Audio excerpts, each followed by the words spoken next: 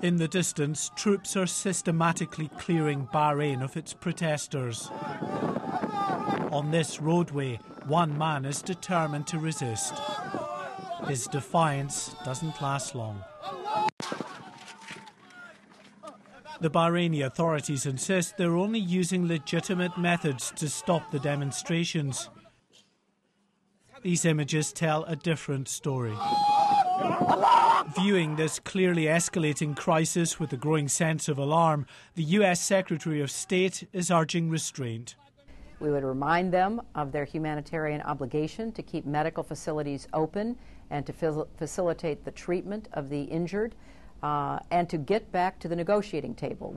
For the moment, at least, such calls are falling on deaf ears. Soldiers and riot police have overrun the protesters' main camp, imposed a 12-hour curfew and choked off movement nationwide.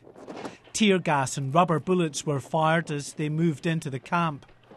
As they regained control of the Pearl roundabout, the protesters having fled, police targeted their abandoned vehicles.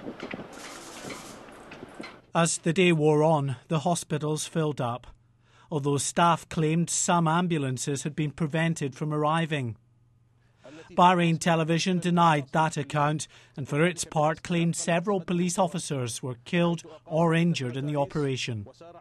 Once again, the loss of 2 policemen, the loss of 2 lives, hit deliberately by an SUV following the clearance and the evacuation of the GCC roundabout. This is pictures, live pictures that we're bringing to you. As you see, everything is in control. The influx of Saudi troops here has widened this crisis. The Iranian president, not averse to force against his own population, condemned the Saudis' involvement.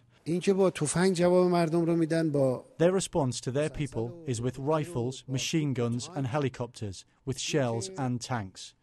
Not only is this an ugly, inhuman and unacceptable act, but also it will not have any results. The unrest, which began last month, looks increasingly like a sectarian showdown. With the country's Sunni leaders desperate to hold power, the nation which once led the Middle East in entrepreneurial openness is in lockdown. Mark White, Sky News.